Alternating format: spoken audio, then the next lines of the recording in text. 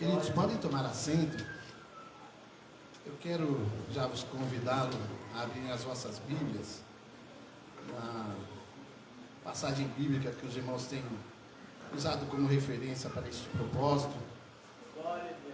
Livro do Apocalipse, capítulo de número 3, a partir do verso de número 7.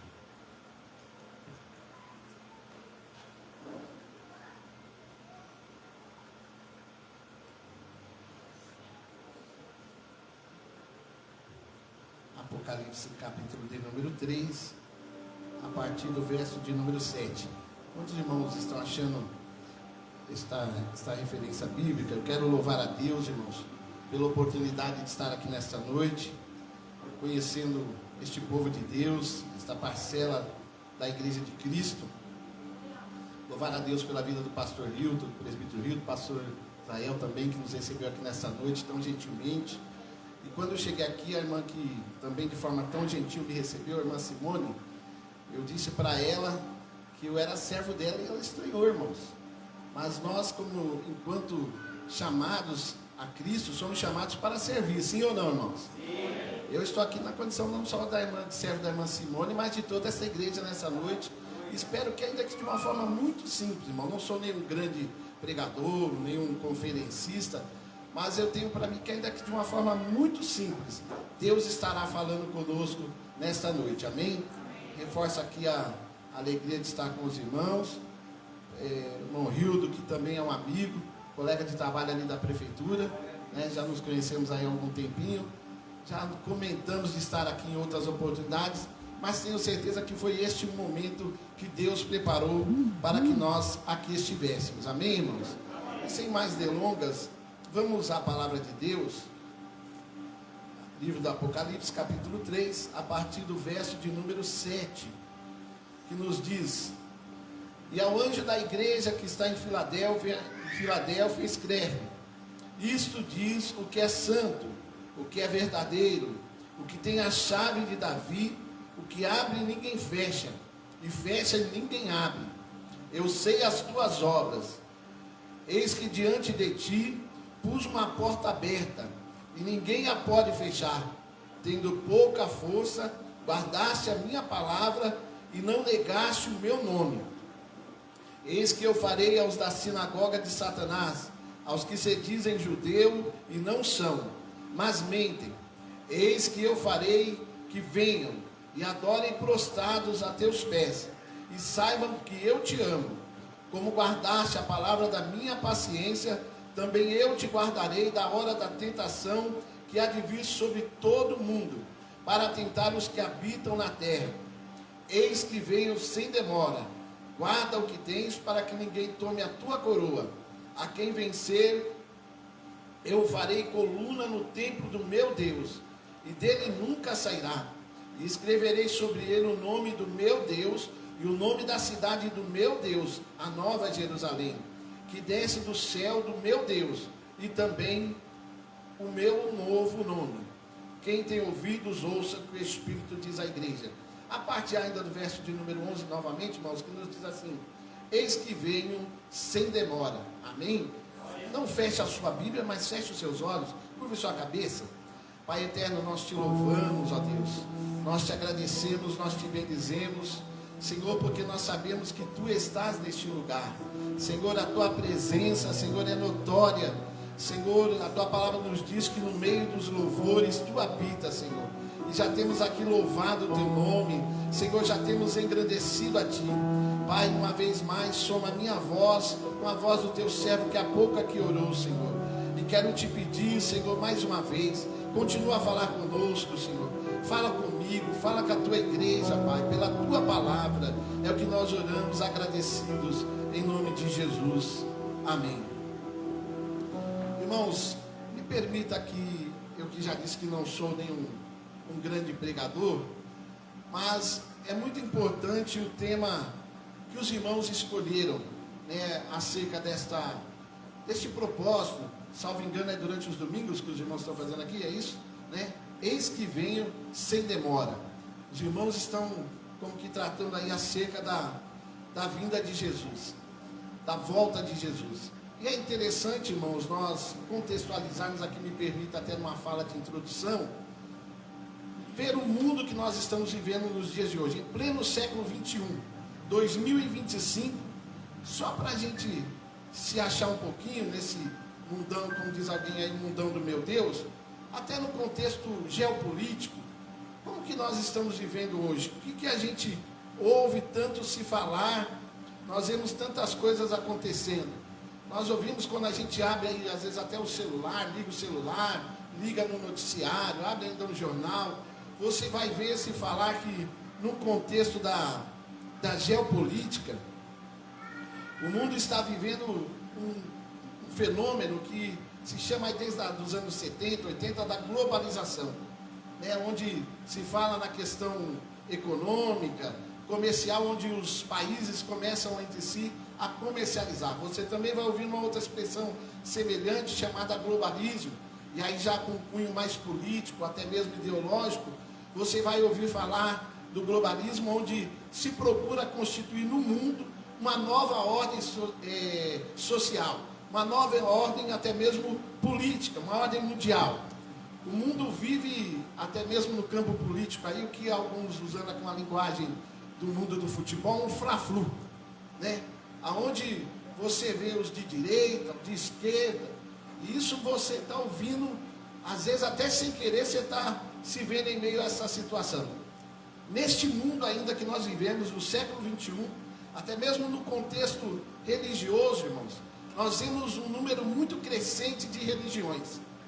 E eu tomei o cuidado de, como diz alguém, não ainda usando a inteligência artificial, mas ainda fui lá no Google, né, não tão atualizado, fui lá para o Google e perguntei lá para o Google, quantas religiões tem no mundo? Pasmem os irmãos. Né? Às vezes até o próprio Google vai nos responder e diz assim, olha, é difícil definir essa pergunta. Mas estima-se que há de 40 a 60, não é religiões, 40 a 60 mil religiões. E isso está sempre no acrescente. Os homens estão sempre buscando de alguma forma se achegar a Deus, de conhecer a Deus por algum meio, divino, busca, como alguns dizem, de algo sobrenatural, algo que alguém tem até por divino, mas veja que de 40 a 60 mil, e esse número sempre crescendo. Não obstante esse crescimento de religiões, cresce também paulatinamente o número de pessoas que são tidas como pessoas do ateísmo crescendo, o ceticismo, pessoas duvidando se até mesmo existe Deus. Isso no contexto religioso. E trazendo um pouquinho mais para perto, para a nossa realidade, até mesmo do mundo evangélico também, irmãos, há um crescente número de igrejas, Hoje, se você for ver, como alguém diz até aí, há gosto, a igreja para tudo que é gosto. Eu tive o privilégio de nascer num berço evangélico, já estou com mais de 50 anos, este ano completo 52, e eu lembro quando os irmãos antigos diziam assim, oxalá tivesse em cada rua, como tem um bar, tivesse uma igreja. Hoje, por vezes, você passa numa rua, tem mais igreja, às vezes até mesmo do que bar. Sim ou não, irmãos? Já presenciaram isso? Na rua da minha igreja mesmo, onde eu congrego, pastor Hilton, lá tem 7 igrejas, só numa rua. 7 igrejas. E não que isso seja um mal em si, irmãos, pelo contrário, eu acho que até bom, né? Oxalá, a Bíblia diz que o prazer de Deus é que toda alma venha ao arrependimento. Mas dentro dessas igrejas, para tudo que é gosto, você às vezes vai ver, por vezes, uma igreja que dá ênfase aos dons espirituais. Eu também sou pentecostal, já vi aqui que esta igreja também é um ministério pentecostal também, mas às vezes nós vamos ver algumas igrejas que dão ênfase ao público jovem, né? Trabalham muito, né? Às vezes põe lá uma plancha, nada contra também, mas estou só aqui exemplificando o quantas vezes essas igrejas trabalham voltadas para um público específico.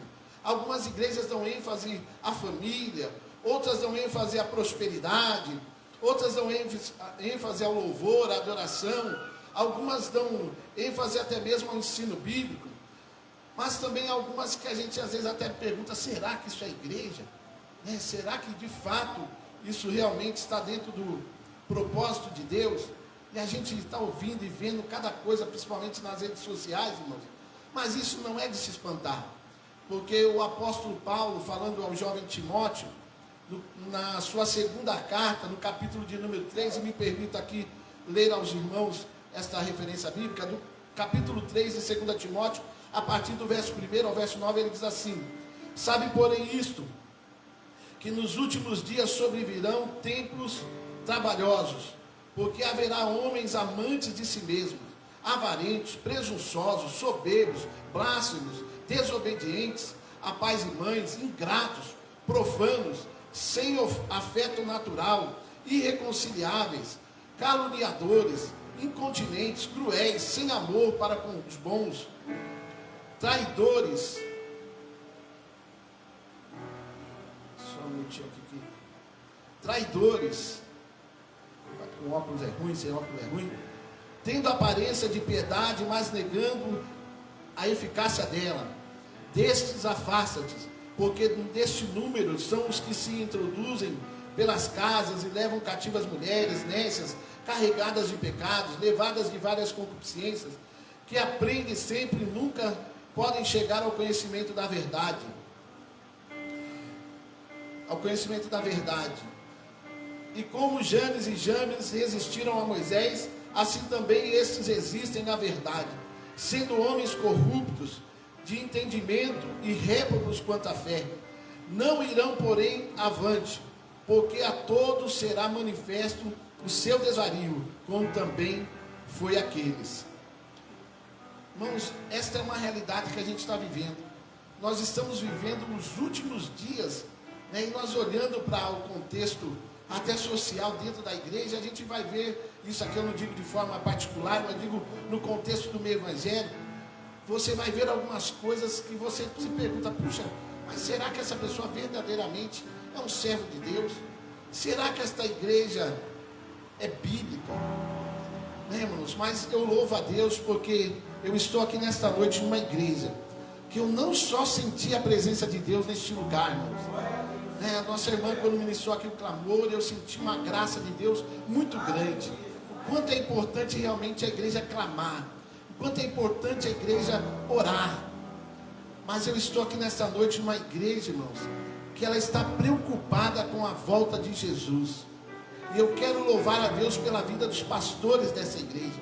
Eu quero louvar a Deus pela sua vida, porque, irmãos, este é um tema que muitas vezes as igrejas já não se preocupam muito em ministrar sobre isso, sobre a volta de Jesus.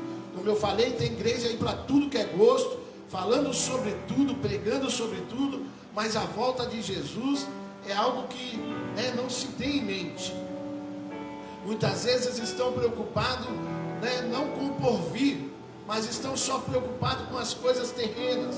Mas louvo a Deus, volto a dizer, pela igreja dos irmãos aqui, pela divina aliança, ter esta preocupação de falar acerca da volta de Jesus, de trazer à tona aqui este tema tão importante.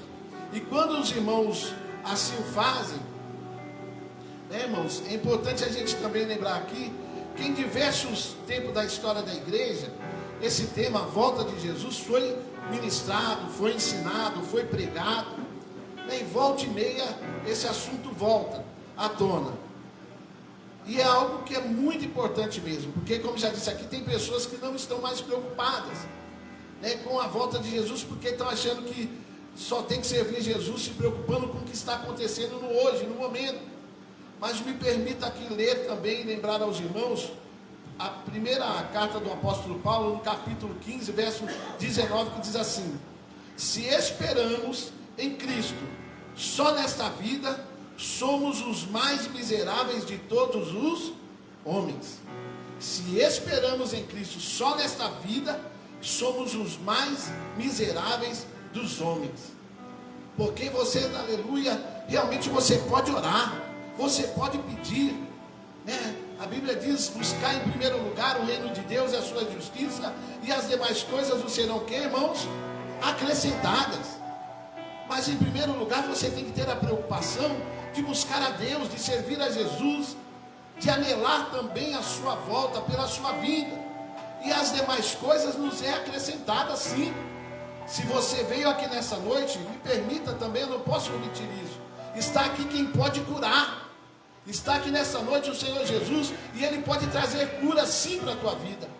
Está aqui entre nós nessa noite quem pode prosperar os teus caminhos, as tuas finanças, o teu lar, a tua casa, o teu trabalho, o teu estabelecimento comercial. Jesus pode sim e tem prazer de nos abençoar nessas coisas, irmãos. Mas é importante você buscar em primeiro lugar o seu reino e a sua justiça. É importante você se ocupar sim, se preocuparmos com a vinda de Jesus. Esperamos a volta de Jesus porque ela é a nós a passagem para as bodas do Cordeiro. Esperamos a volta de Jesus porque ela é a porta para a eternidade com Cristo, irmãos. E a igreja tem que ter isto no seu radar. A igreja tem que ter, como os irmãos estão se preocupando aqui nesta noite, realmente com isso, com este tema que é relevante, que é vital para a igreja. Ou seja, a volta de Jesus. E louvo a Deus pela vida dos pastores, volto a dizer, por escolherem tal tema para estar sendo abordado aqui durante os cultos de domingo. E os irmãos escolheram esta referência bíblica, eis que veio sem demora, de Apocalipse capítulo 3, verso 11. E me permitam aqui, irmãos, eu não sou, como se diz, nenhum teólogo, tal, mas trazer aqui uma contextualização, para que os irmãos possam entender o que Jesus quer falar a nós aqui nesta noite. Amém, irmãos? Jesus está falando conosco nesta noite pela sua palavra. Amém, irmãos? Posso ouvir um amém? Amém? Glória a Deus. E me permita aqui, irmãos, capítulo 3, verso 11. Em que contexto essa expressão está?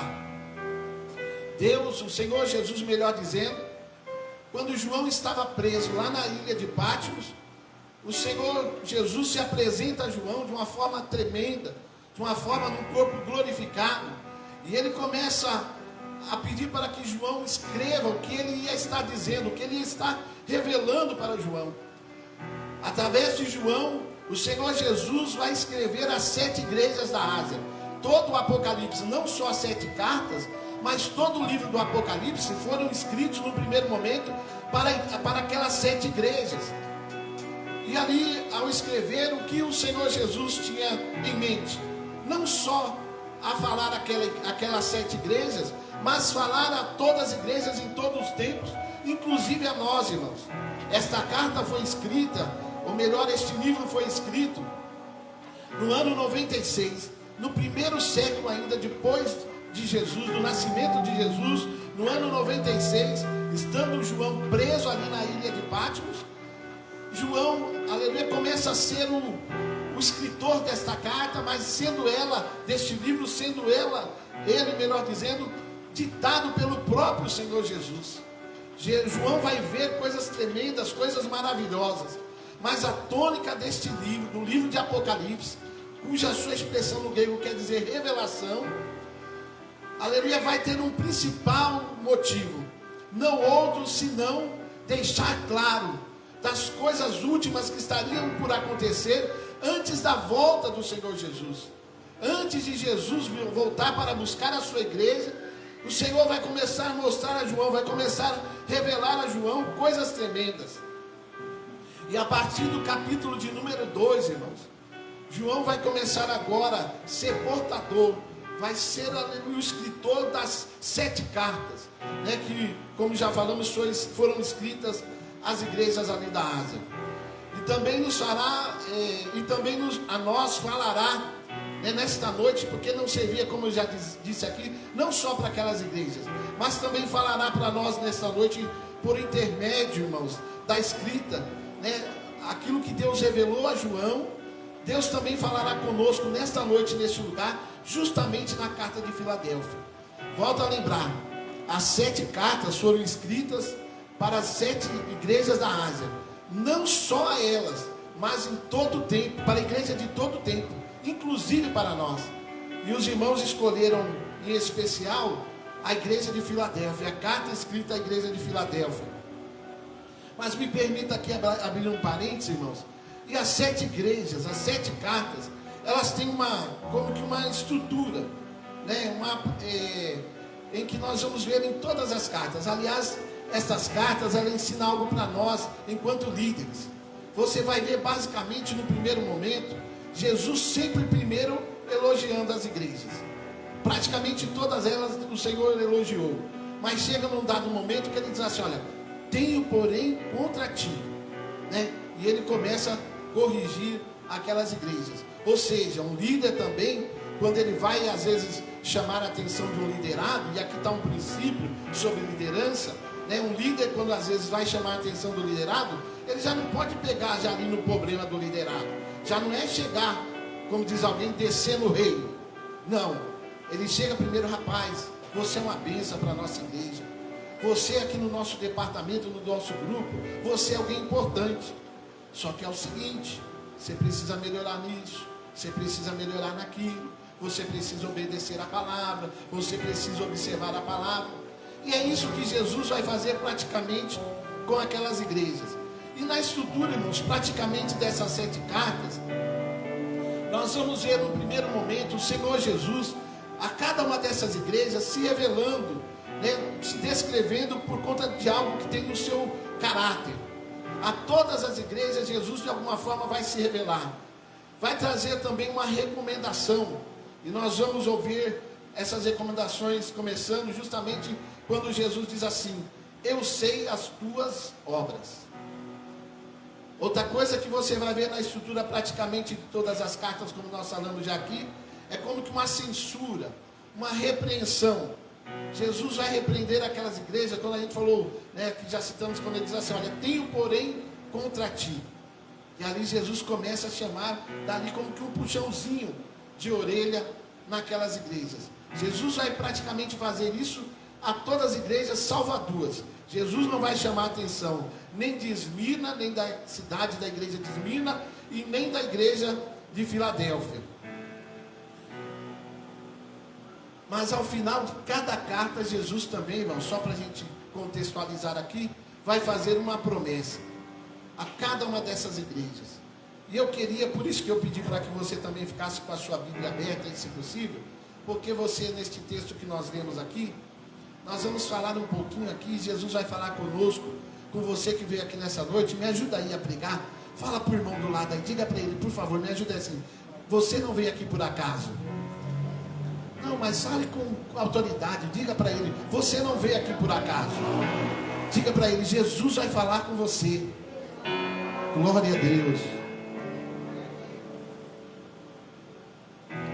E observe, irmãos, que esta igreja de Filadélfia, que o nome dela, eu sei que talvez os irmãos, durante essa série de mensagens baseada nesse texto, já ouviram aqui algo talvez nesse sentido. Mas eu tenho certeza, como a palavra de Deus diz que ela se renova a cada manhã, eu tenho certeza que Deus tem algo, um propósito para nós aqui nesta noite também, baseado neste mesmo texto. O nome de Filadélfia quer dizer amor fraternal. Veja que aquela igreja, aquela cidade, a cidade chamada Filadélfia, o seu nome já quer dizer amor fraternal, ou seja, amor entre irmãos, aquele amor incondicional, o amor altruísta. Como era a cidade de Filadélfia? Será que era uma grande cidade? Será que era uma cidade populosa? Uma cidade que tinha milhões de pessoas? Não, irmão, muito pelo contrário. Era uma cidade pequena. Não só a cidade era pequena, mas a igreja em Filadélfia, a igreja de Cristo, também nesse período, cerca desse ano de 96 depois de Cristo, a igreja também era pequena, mas era uma igreja amorosa, era uma igreja poderosa em Cristo, era uma igreja, irmãos, onde Jesus fazia diferença. Às vezes você pode até dizer, mas eu sou alguém tão insignificante, eu sou tão pequenininho, eu congrego uma igreja que talvez não é tão grande, não é tão conhecida ainda na cidade, mas se haver, irmão, se houver, melhor dizendo, o amor de Cristo no seu coração, se o amor de Cristo for sobre essa igreja torna-se poderosa em Deus, para fazer coisas tremendas, irmãos, para fazer coisas de aleluia maravilhosas. A Bíblia nos diz para nós não desprezarmos o tempo das coisas pequenas. Você talvez hoje está se olhando e dizendo, mas eu sou tão insignificante. Mas eu quero dizer algo já da parte de Deus para você nessa noite. Você é alguém cujo amor de Cristo habita. Aleluia, você é alguém que o amor de Deus está presente. Aleluia, e tenha certeza, você, aleluia, Deus é poderoso para fazer coisas grandes, coisas maravilhosas. Aleluia, essa cidade, como já falamos, é uma cidade pequena, uma igreja pequena, mas era também conhecida porque era um centro de cultura, da cultura grega, da cultura helênica. Essa cidade também, irmãos, era conhecida porque nos seus arredores tinha muitos vinhedos, né? Tinha muitas vinhas, né? As suas uvas ali, e aquilo ali também fazia com que ela fosse conhecida. Mas falando propriamente desta carta que a gente leu aqui junto já no começo, irmãos, o que o Senhor quer dizer a nós nessa noite? O que o Senhor quer falar comigo ainda? O que o Senhor quer falar com você nessa noite? Observe no versículo de número 7, como Jesus se apresenta a esta igreja. No versículo de número 7, ele mesmo diz assim: e ao anjo da igreja que está em Filadélfia, escreve, isto diz o que é santo, o que é verdadeiro, o que tem a chave de Davi, o que abre e ninguém fecha, e fecha e ninguém abre. O que isso está querendo nos dizer? Os irmãos, quando João escreve, né, direcionado por Jesus, acerca dessa situação, como ele se apresenta para aquela igreja, dizendo que ele era aquele que tinha a chave de Davi. E o que é essa expressão chave de Davi? Se nós formos lá para o Antigo Testamento, os irmãos sabem que o rei Davi foi e é tido como um dos grandes líderes do povo de Israel. Basta lembrar, basta ver, melhor dizendo, quando você olha ainda hoje, em 2025, a bandeira de Israel, existe lá uma estrela, que é chamada estrela de Davi. Ou seja, Davi é venerado como rei, respeitado como rei, até os dias de hoje. E Davi, irmãos, nos dias de Davi, Israel alcança sua maior expansão, não só territorial, mas bélica. Israel vai ter um status praticamente quase que de um império na região ali onde Israel estava. Foram os melhores anos do povo de Israel. E Davi, Deus tinha abençoado não só ele, mas também Salomão. E tinha lá entre os servos de Davi um criado, né, que era tido como, praticamente nos dias de hoje, como se fosse o ministro da fazenda. Aquele servo, aquele mordomo de Davi, tinha a chave do tesouro de Davi. Tinha a chave não só do tesouro de Davi, do tesouro do rei, mas do tesouro de todo o reino. Aquele homem, irmãos, tinha autoridade para entrar lá e dizer: olha, nós vamos pagar isso, nós vamos fazer aquilo, nós vamos comprar tal campo, nós vamos comprar tal mantimento. Quando a Bíblia nos fala da chave de Davi, está falando de autoridade. Jesus está dizendo, está aqui falando com você, igreja de Filadélfia, aquele que tem a chave de Davi, ou seja, aquele que tem autoridade. Irmãos, está aqui nessa noite, não é o pastor Eliseu, não é o pastor Rio, não é o pastor Osiel, que está aqui nesta noite, irmãos, aquele que tem todo o poder, que tem toda a autoridade. O Senhor Jesus está aqui nesta noite. Eu não vim aqui por acaso, você não veio aqui por acaso. Nós estamos aqui por conta daquele, irmãos, que tem todo o poder, aleluia, que tem toda a autoridade. E Ele está dizendo também nessa noite que quando Ele abre a porta, ninguém fecha. E quando Ele fecha, por sua vez, também ninguém abre. E é assim dizendo, aleluia, aquela igreja que Ele se apresenta, Ele diz: eu tenho a chave de Davi. Deus diz também a nós nessa noite aqui, nesta igreja, irmãos, que Ele tem toda a autoridade. A Bíblia diz que a Jesus foi dado todo o poder nos céus e na terra. Mas observe ainda, irmãos, que a palavra de Deus, neste contexto desta leitura, né, vai começar a trazer agora uma recomendação, como já falamos. O verso de número 8, Jesus vai falar àquela igreja dizendo: eu sei as tuas... Eu sei o que? As tuas obras. Eis que diante de ti pus uma porta aberta e ninguém pode fechar. Observe, irmãos, que como nós já falamos, que Jesus tem toda a autoridade. Ele tem todo o poder para abrir, como também para fechar. Mas aqui Ele está dizendo para a igreja de Filadélfia: olha, eu coloquei uma porta diante de ti. Essa porta está fechada, irmãos, agora? Não, essa porta está o quê? Aberta. Atente para isso nesta noite. Guarde isto. E eu digo, frisando essa expressão, guarde isto. A porta está aberta. Jesus disse para a igreja de Filadélfia: eu abri uma porta e coloquei, ela está aberta diante de ti. A porta nessa noite, irmãos, está aberta. Guarde isso no seu coração. Observe ainda que Jesus vai dizer, já agora no verso de número 9, quando ele coloca da seguinte maneira, dizendo: eis que farei aos da sinagoga de Satanás, ao que se dizem judeus e não são, mas mentem. Eis que eu farei que venham e adorem prostrados aos teus pés, e saibam que eu que te amo. Veja, irmãos, agora qual é a recomendação de Jesus para a igreja de Filadélfia. Ele diz assim: olha, eu sei que você está como que na sinagoga de Satanás. E o que essa expressão também quer nos dizer, irmãos? Observe que nos dias de João, quando João escreve a carta do Apocalipse, a igreja estava vivendo uma grande perseguição. A igreja de então, a igreja primitiva, estava vivendo uma grande perseguição. E essa perseguição não era no primeiro momento, irmãos, dos romanos. Essa perseguição da igreja primitiva, no primeiro momento, não era de outros povos, era do próprio povo judeu. Eram daqueles que eram tidos, como lá no Antigo Testamento, a congregação do Senhor. Era assim que os judeus, que os israelitas eram chamados e conhecidos, como a congregação do Senhor. E era aquele povo que se dizia judeu, que estava perseguindo a igreja de Cristo, que estava perseguindo aqueles irmãos que estavam aceitando o Senhor Jesus. E Jesus vai dizer através de João: eis que eu farei aos da sinagoga de Satanás, aos que se dizem judeus e não são, mas mentem, eis que eu farei que venham e adorem. E observe aqui, irmãos, que a gente aprende à luz da palavra de Deus, que deve ser adorado só quem, irmãos? Quem é digno de adoração? Só Deus. Sim ou não, irmãos? Sim, é só Deus que merece adoração.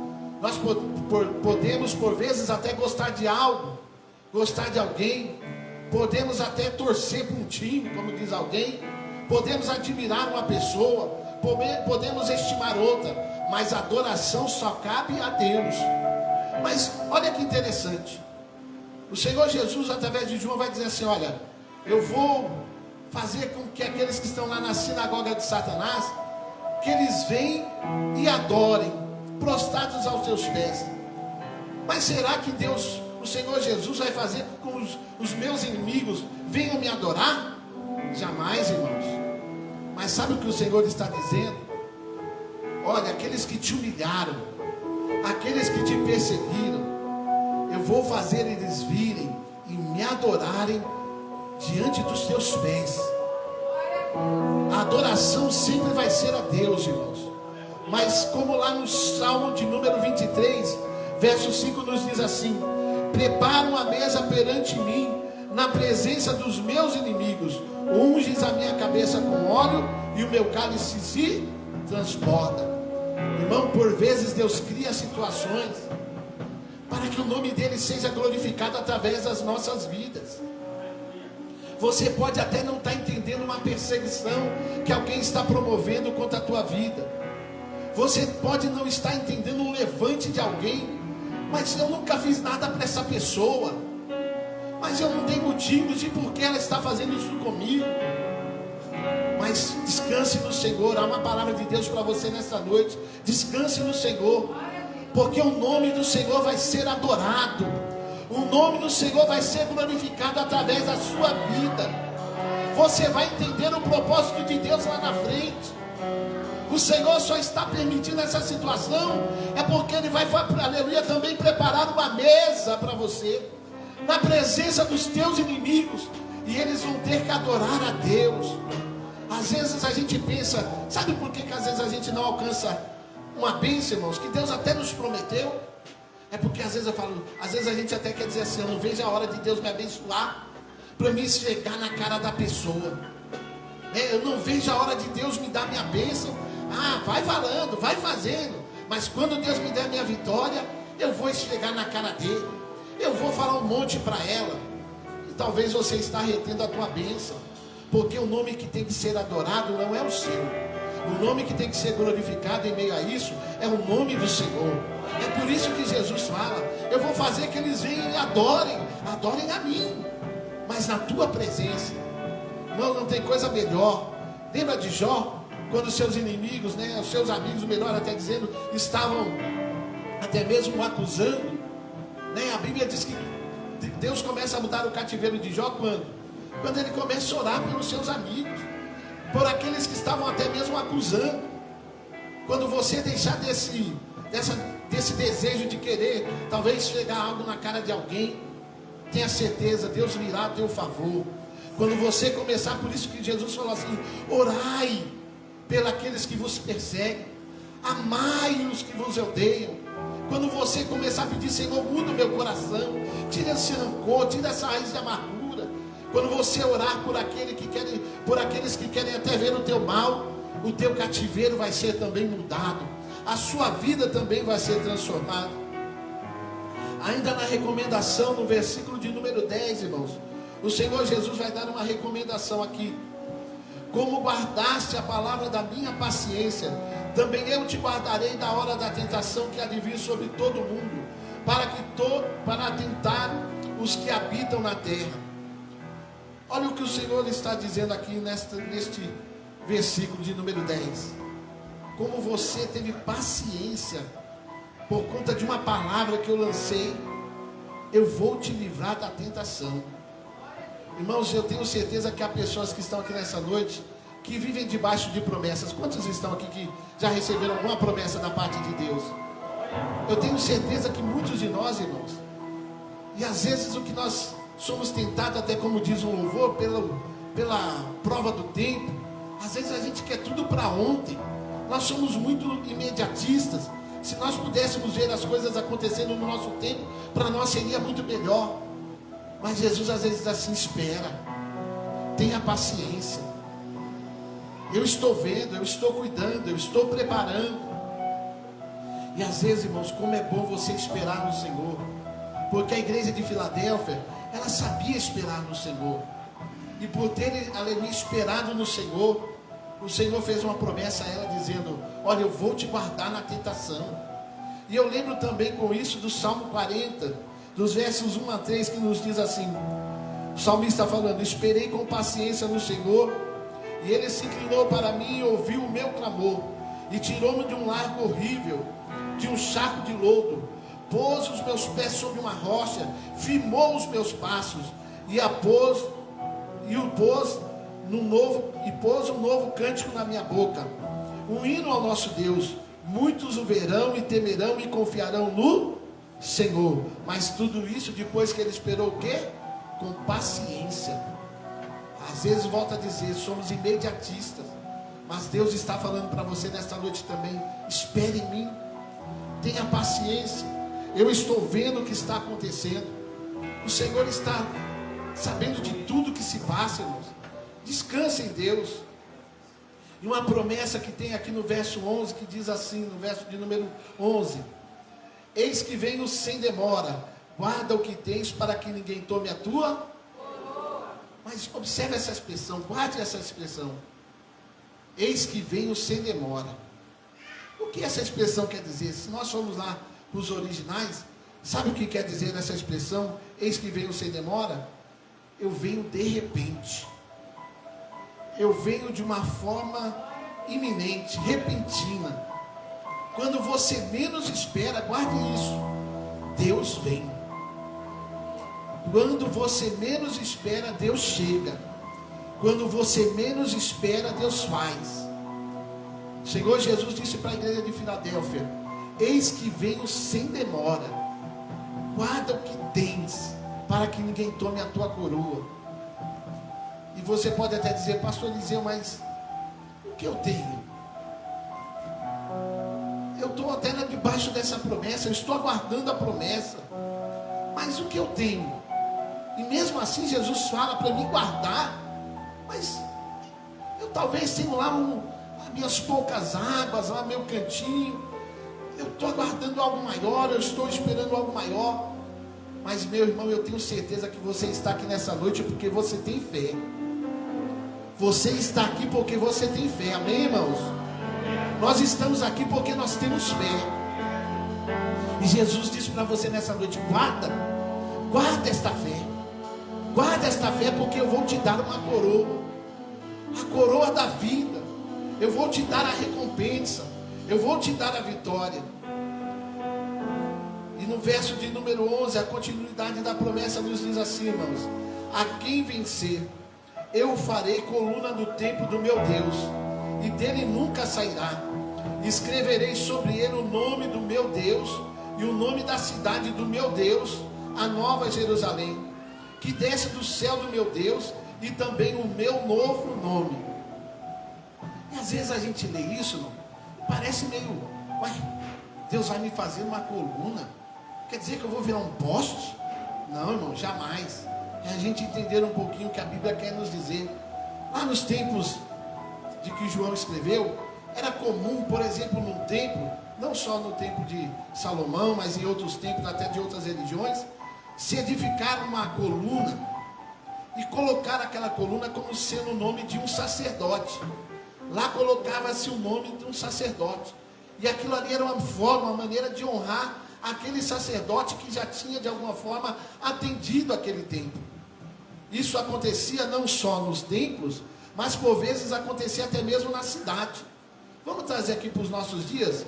Às vezes você passa em algumas ruas aqui de Guarulhos e você vê lá o nome de uma pessoa que já foi muito conhecida aqui na cidade. Sim ou não, irmãos? Às vezes você vê, né? Talvez lá no seu bairro, quem sabe se a sua família inclusive é uma das primeiras moradoras lá do bairro, às vezes você vai ver até o nome do seu avô, do seu bisavô, do tataravô. E o que se quer com isso? É prestar uma homenagem àquela pessoa. E guarde isso, porque esse versículo de número 12, irmãos, está nos falando justamente de exaltação. Este versículo está falando de exaltação. E eu disse que Deus falaria conosco, e eu aqui já estou caminhando para o término dessa palavra, através da carta escrita a Filadélfia. E em 3 momentos, pelo menos aqui, irmãos, eu disse que para você atentar e guardar algo que Deus estava falando conosco nessa noite. Antes aqui nesse encerramento, já encerrando como disse, me permita lembrar mais uma vez, é importante, é vital para a igreja, irmãos, nós amarmos, nós anelarmos, nós desejarmos a volta de Jesus. Uma igreja só é bíblica, uma igreja só é cristã quando ela deseja a volta de Jesus. E mais do que desejar, veja que Paulo ainda fala a Timóteo na sua segunda carta, no verso de número 8, no capítulo 4, verso de número 8. Paulo escrevendo a Timóteo diz assim: desde agora a coroa da justiça me está guardada, a qual o Senhor, justo juiz, me dará naquele dia, e não somente a mim, ele falando da coroa que Deus ia dar, né, que o Senhor Jesus ia dar, mas também a todos aqueles que amarem o quê? A sua vida. A vinda de Jesus, irmãos, é algo que tem que ser amado. Como já falamos aqui em 1 Coríntios 15:19, se esperarmos em Cristo só nessa vida, somos os mais miseráveis dos homens.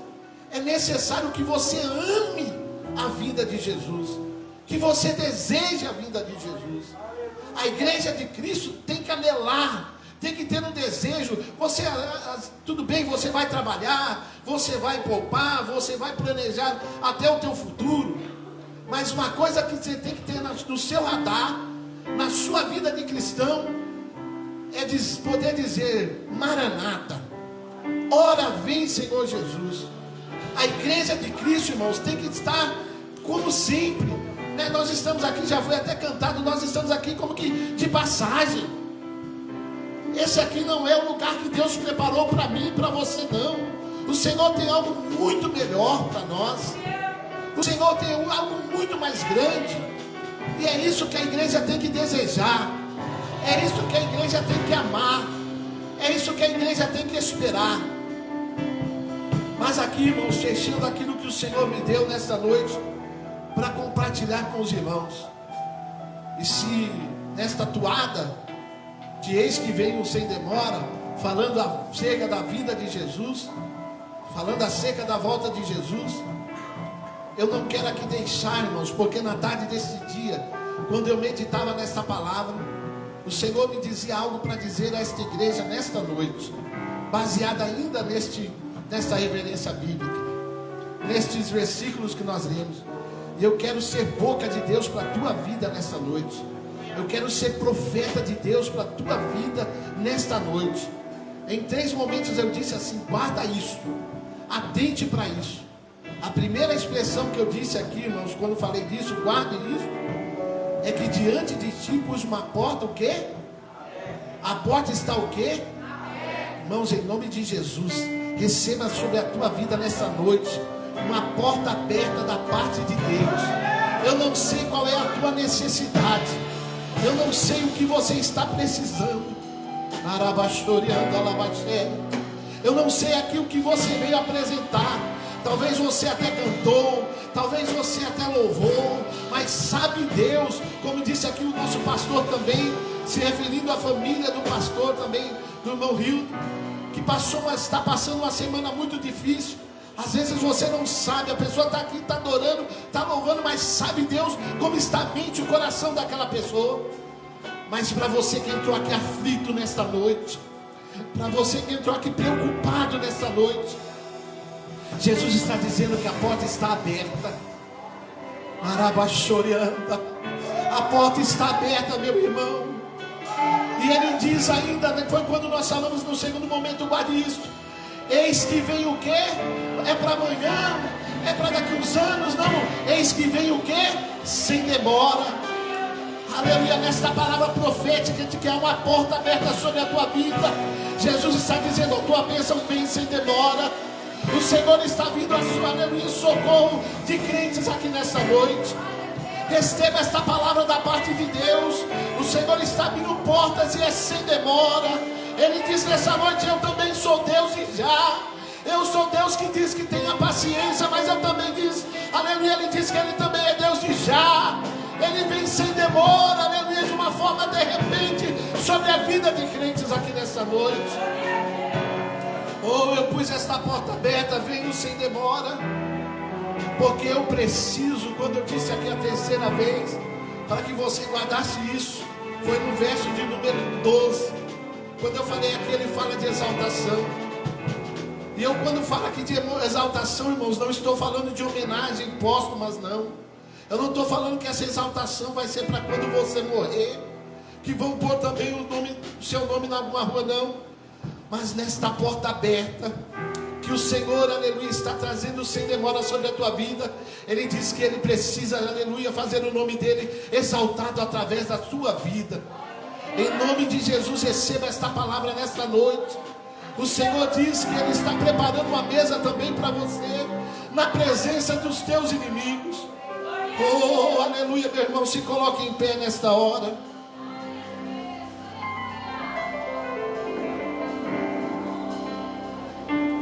Glória a Deus. Oh, maravilhoso é o Senhor. Diante de ti pus uma porta aberta.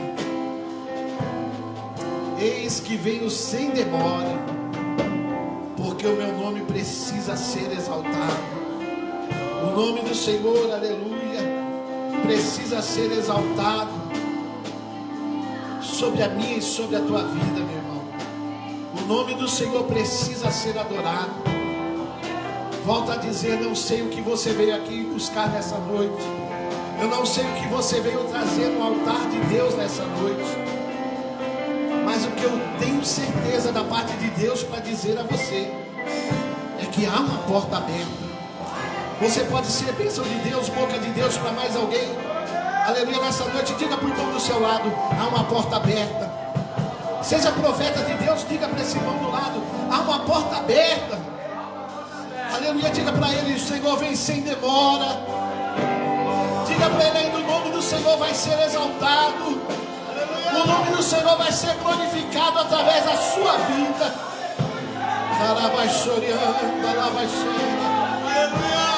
Feche os seus olhos. Feche os seus olhos, curve sua cabeça. Amado Deus e eterno Pai, Senhor, nós queremos te louvar, queremos te exaltar, Senhor, porque a tua palavra foi ministrada aqui nessa noite. Senhor, aqui um povo, uma igreja, Senhor, anelante, desejosa, Senhor, pela tua vida, Senhor. Senhor, aleluia.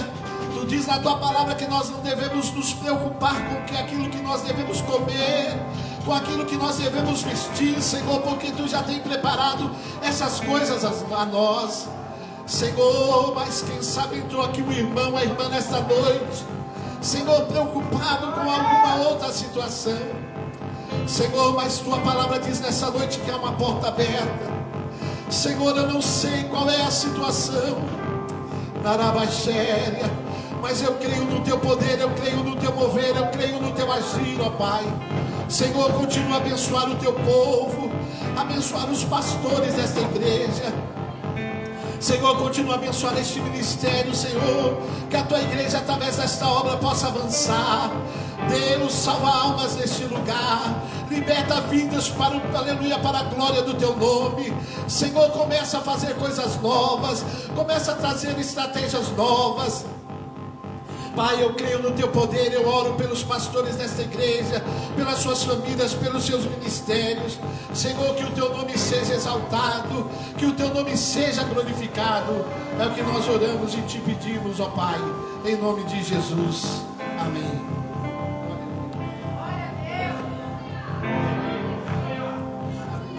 Minhas lamparinas